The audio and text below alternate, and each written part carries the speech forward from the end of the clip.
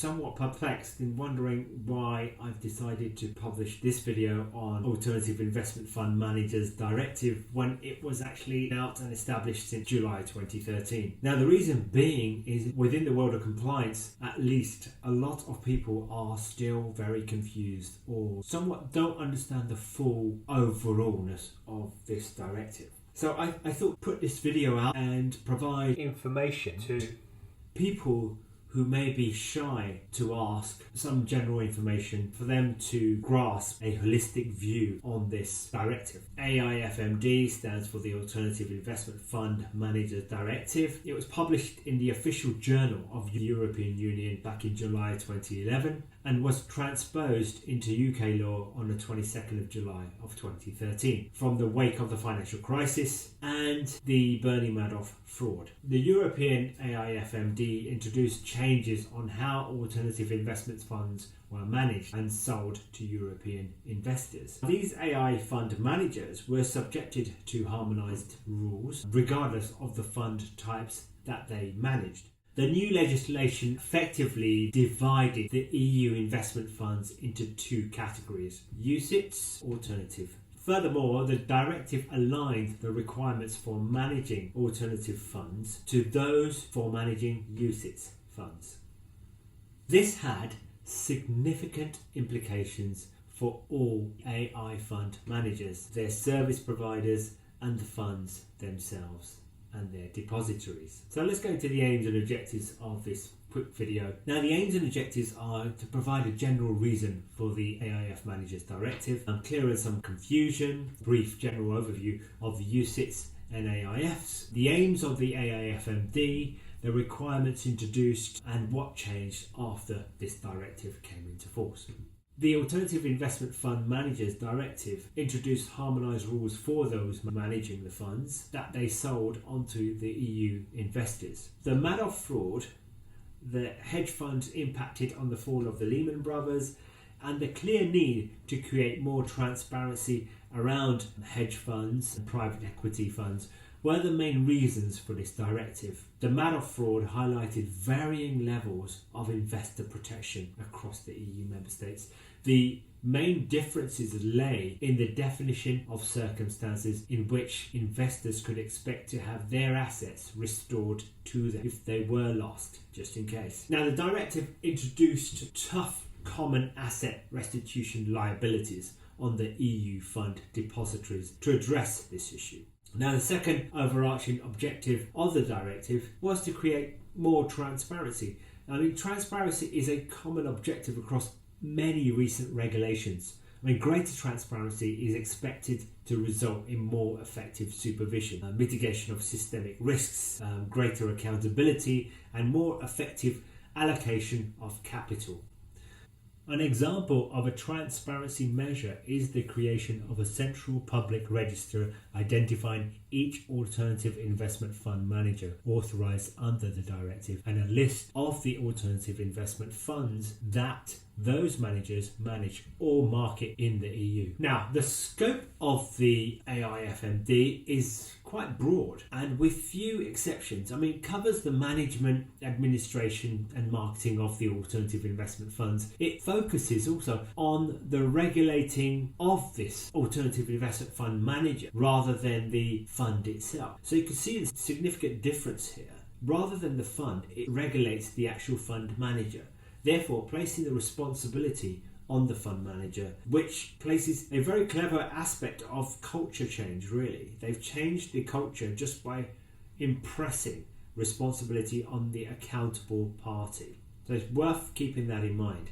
Now, we're just going to clear out some confusion here. The Alternative Investment Fund is a collective investment undertaking that it's not subject to UCITS regime and includes hedge funds, private equity funds, retail investment funds, investment companies and real estate funds, among others. The AIFMD establishes an EU-wide harmonised framework for monitoring and supervising risks posed by the fund managers and the funds that they manage, and for strengthening the internal market in alternative funds The directive also introduces new requirements for the firms acting as depository for the alternative investment funds. Now, this depository's requirements provide a structure for the regulatory side of things. The scope is not, and I repeat, not limited to investment strategy or legal structure. And this is where a lot of my due diligence officers do get confused at times. They've been told that the legal structure is different, investment strategy is different. Have a look at the directive itself before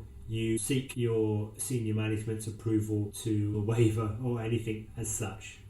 Now, large categories of investment funds across Europe, which have traditional rather than alternative investment strategies, also fall under the scope of this directive. The EU investment funds are of two types. They're both regulated. One is the UCITS funds, which is the undertakings for collective investment in transferable securities, and one's the alternative investment funds. One is the UCITS directive, the other is the alternative investment fund managers directive. Now, investors hold approximately 8.77 trillion as of March 2015 of the UCITS assets and 2 trillion of alternative investment fund assets. Whilst UCITS funds are authorised for sale to retail investors, alternative investment funds are in principle aimed at professional investors. Now, UCITS funds are widely considered to provide a high degree of investor protection. This protection has contributed to an emergence of UCITS brand and the success of UCITS vehicle far beyond the EU borders. Nevertheless, Alternative Investment Fund Managers Directive introduced investor protection standards for funds that were higher than those at the time in effect for UCITS vehicles. This created an unintended anomaly where professional investors buying into alternative investment funds were better protected than those invested in UCITS vehicles. However, UCITS 5 corrected this anomaly by introducing equivalent depository requirements. So if anything, it should be easier for us due diligence officers to carry out our checks because both directives require the same depository and regulatory reporting requirements. So let's look at the aims of this directive: to enhance supervisory practices among EEA component authorities to support timely and preemptive action to prevent market instability and build-up of systemic risks in the European financial system. The other was to improve investor protection by imposing new depository standards and enhancing transparency through new investor disclosure rules, mandatory reporting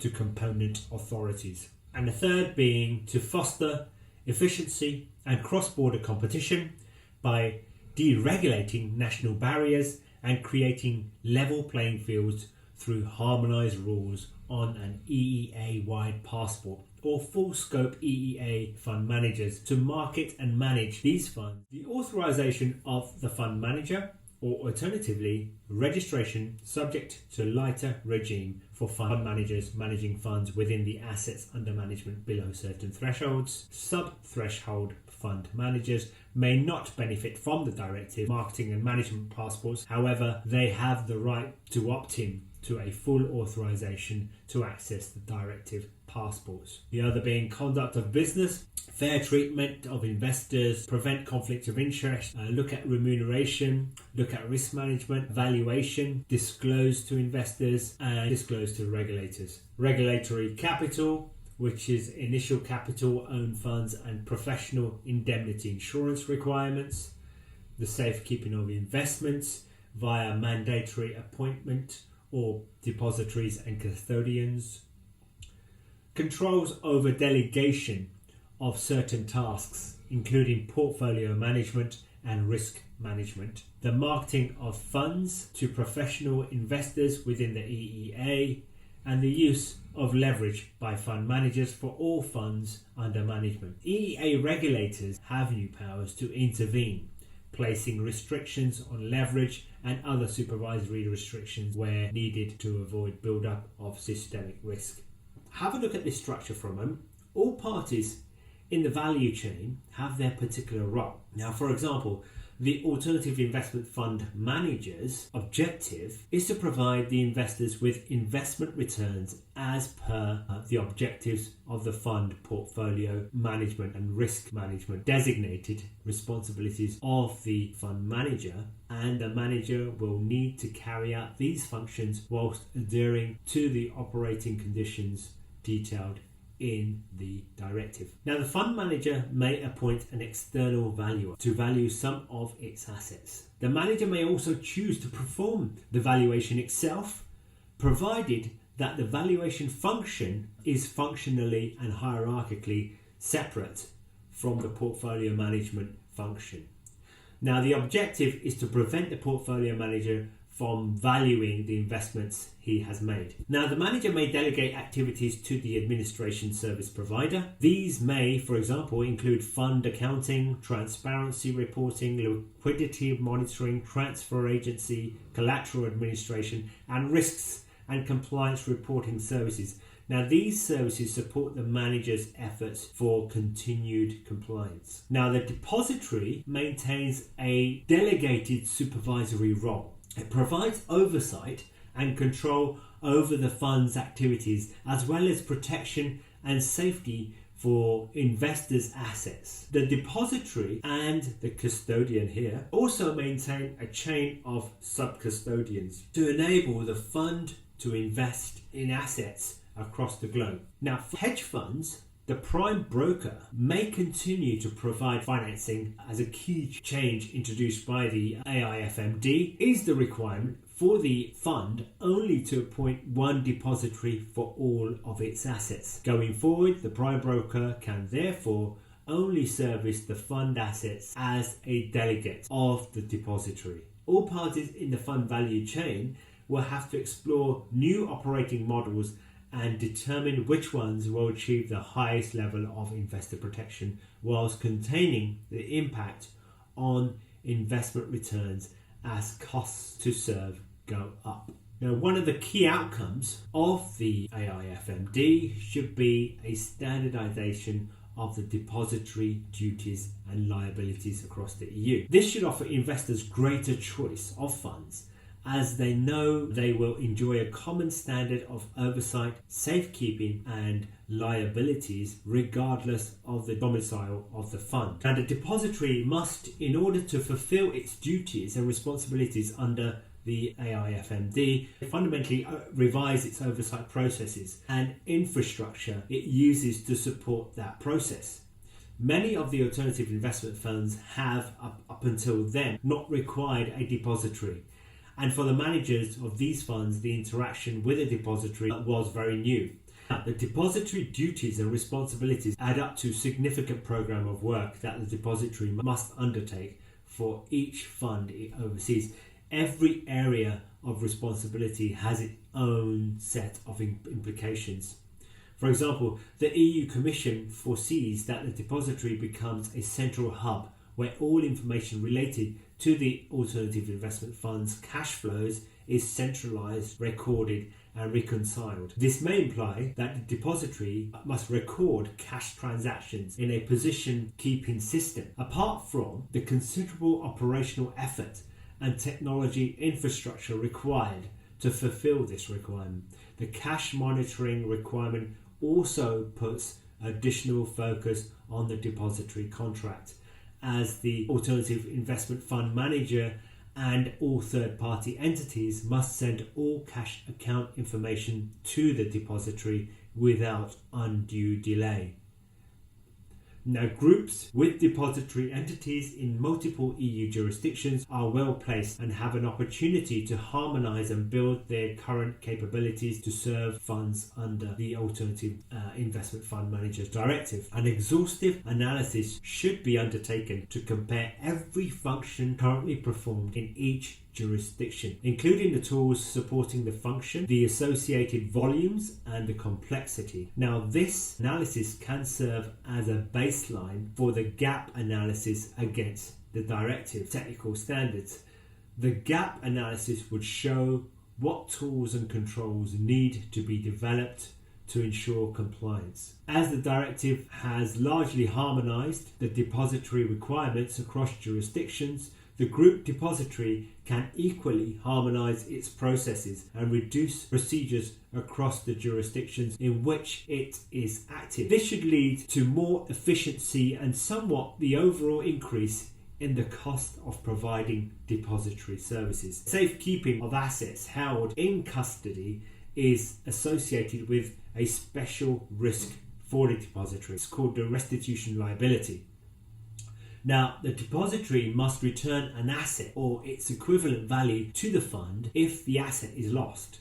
Now, the implementation for the depository was that it must further mitigate the risk of eventual loss. Now, this might be partially achieved by tightening the contractual terms with sub-custodians and the ongoing due diligence programs undertaken over them, as well as the markets in which they operate. However, the additional costs of these initiatives have diminishing returns. It is practically only fraud and error coupled with insolvency at the level of the sub-custodian that might lead to loss of assets.